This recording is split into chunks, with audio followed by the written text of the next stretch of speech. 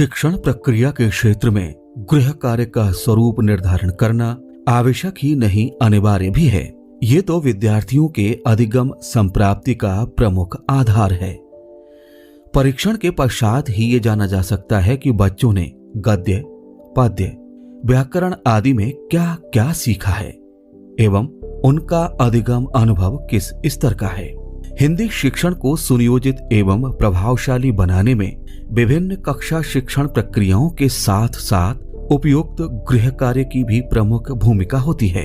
अतः हमारे लिए ये जानना बेहद जरूरी हो जाता है कि बुनियादी स्तर पर भाषा विषय के अंतर्गत बच्चों को दिए जाने वाले गृह कार्य का स्वरूप क्या हो।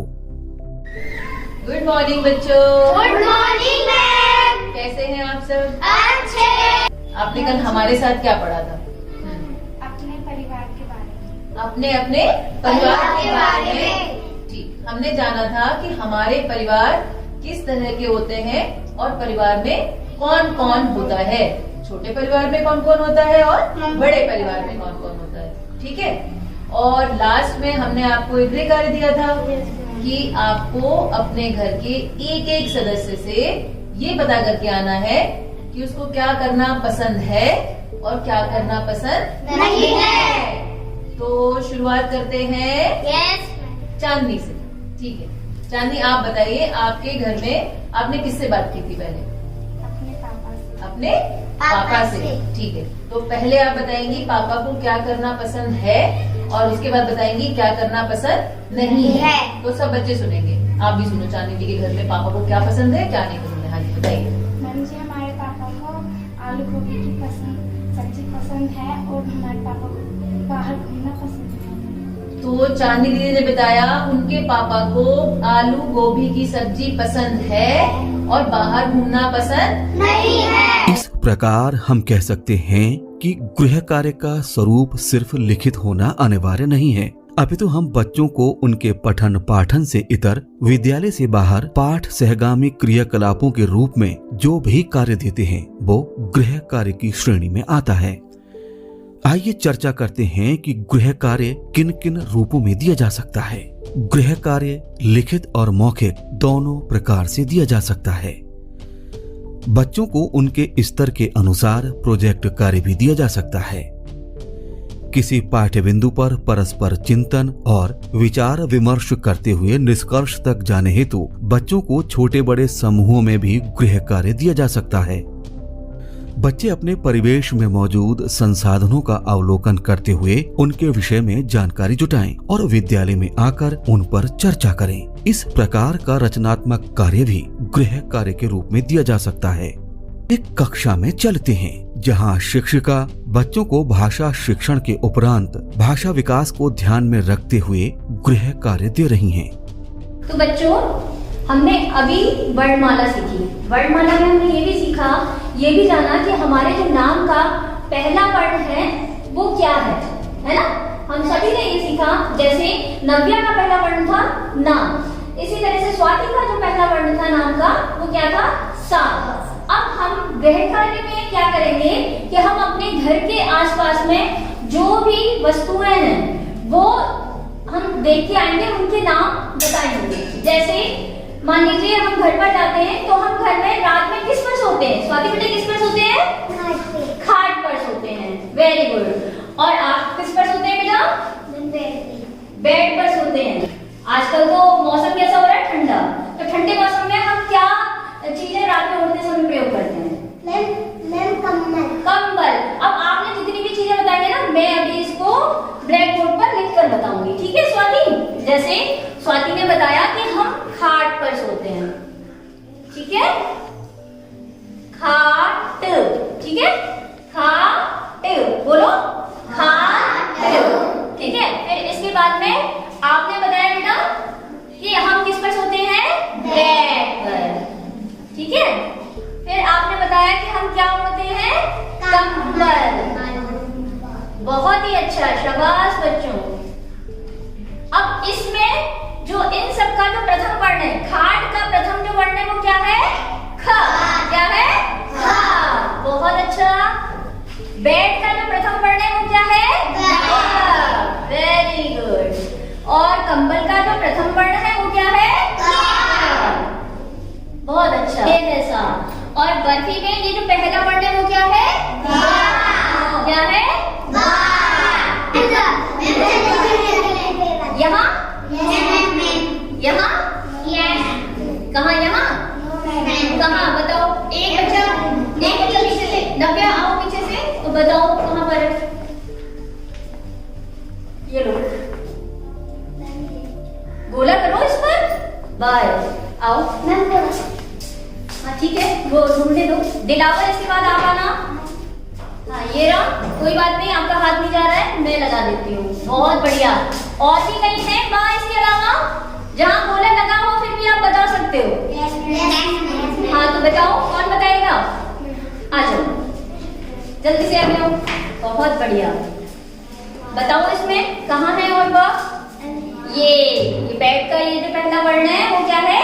वाह। तो देखो बच्चों, आज आपने पहला वर्ण तो सीखा ही, और साथ में ये भी सीखा कि अगर वो वर्ण पहले स्थान के अतिरिक्त कहीं और भी प्रयोग होता है तो वहां पर वो वर्ण उसी समान प्रयोग होता है, और उसका जो उच्चारण होता है, जैसे बा का उच्चारण यहाँ पर बैड है तो यहाँ पर कंबल है, उच्चारण वैसा ही रहेगा। ठीक है ना? तो अब हम लोग क्या करेंगे? बहुत बढ़िया, पहले तो अपने लिए एक बार क्लैपिंग करो सब लोग।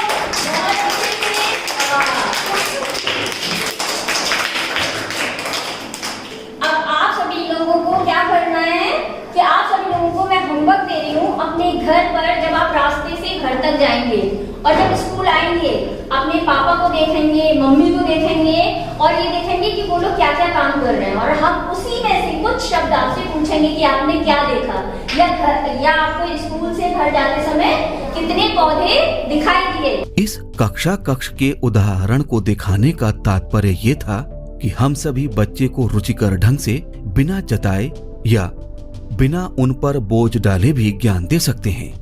बच्चों को पढ़ाई बोझिल न लगे, इसके लिए पढ़ाई में उनकी रुचि बनी रहे, ये अत्यंत आवश्यक है। यहाँ पर शिक्षक की जिम्मेदारी हो जाती है कि वे बच्चों को पठन पाठन से किस प्रकार जोड़े रखें, ताकि बच्चे न सिर्फ शिक्षक की उपस्थिति में बल्कि घर में भी कुछ न कुछ करते हुए निरंतर सीखते रहें। अच्छा बच्चों, विलोम शब्द तो हमने सीखे हैं ना? Yes ma'am. तो आपको सब याद भी हो गए होंगे? Yes ma'am. ठीक है, तो आज हम एक गतिविधि करेंगे, और गतिविधि का नाम है ट्रेन चली भाई ट्रेन चली। और आपको करना क्या है? आपको बोलना है छुप छुप छुप छुप ट्रेन चली। ठीक है? और साथ में मैं एक शब्द बोलूंगी, उसका विलोम शब्द आपको बताना है। और विलोम शब्द जब आप बोलेंगे तो किसी वाक्य में बोलेंगे। जैसे दिन का क्या होता है? रात। रात। मैंने बोला सूर्य निकला, दिन हो गया, चंद्रा आया, रात हो गई, तो दोनों हो गए ना? ठीक है, तो करें ट्रेन चली भाई ट्रेन चली, छुप छुप छुप छुप ट्रेन चली। हाँ, दुख सुख सबको आना जाना है। Very good. दुख का क्या होता है? सुख होता है ना? ठीक है, तो चलो ट्रेन चली भाई ट्रेन चली, छुप छुप करके ट्रेन चली। ट्रेन चली भाई ट्रेन चली, छुप छुप करके ट्रेन चली। पराया को अपना बना लो। Very good. पराया का अपना होता है ना? पराया हो तो अपना बना ले। आपको एक गृह कार्य देंगे हम, है कि सभी बच्चे इस कार्य को करके लाएंगे, और कल हम इस पर चर्चा यहाँ करेंगे। पर टीचर ने बड़ी ठीक है रोचकता के बच्चों? साथ बच्चों को न सिर्फ विलोम शब्दों के बारे में जानकारी दी, बल्कि उनको विलोम यानी विपरीत और जुड़े हुए दोनों विषय पर चिंतन करने हेतु एक रोचक गृह कार्य भी दिया। भाषा की दक्षताओं, सुनना, बोलना, पढ़ना और लिखना के परिप्रेक्ष्य में गृह कार्य के स्वरूप में कुछ इस प्रकार के कार्यों का भी होना आवश्यक है। आइए देखते हैं। कुछ बनाने, जुटाने, संकलन करने से संबंधित कार्य, बड़ों से पूछकर पता करने से संबंधित कार्य, रेडियो, टीवी, मोबाइल फोन से सुनकर, देखकर, याद कर आने से संबंधित कार्य, किसी से मिलकर उसके काम के बारे में साक्षात्कार से संबंधित कार्य, स्वतंत्र लेखन, नारा, चित्र, कार्टून, दीवार अखबार, भित्ति चित्र बनाने से संबंधित कार्य, सूक्ष्म मांसपेशियों के विकास से संबंधित कार्य,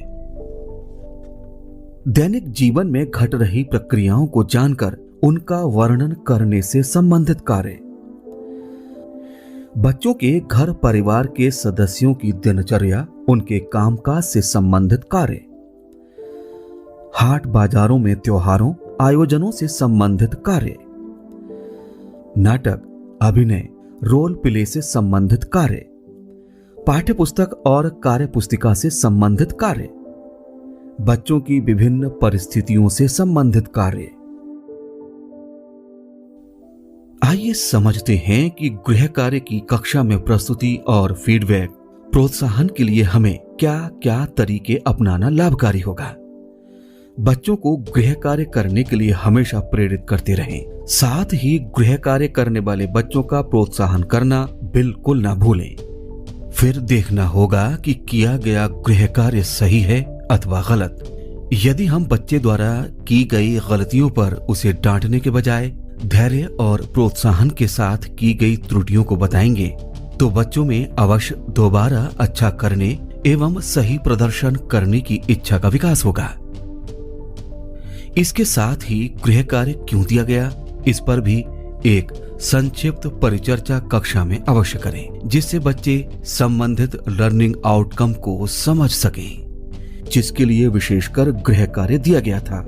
इसके साथ ही बच्चों के लिए निर्धारित कार्य योजना के सापेक्ष क्या क्या दिक्कतें आईं, इस पर भी चर्चा करें, जिससे दोबारा कार्य योजना बनाते समय हम उन बातों का ध्यान रख सकें। हमें बच्चों के स्तर का विशेष ध्यान रखना चाहिए और उन सभी बच्चों को कक्षा स्तर पर मौका देना चाहिए जिन्होंने संबंधित गृह कार्य को करने में अपनी क्षमता लगाई है।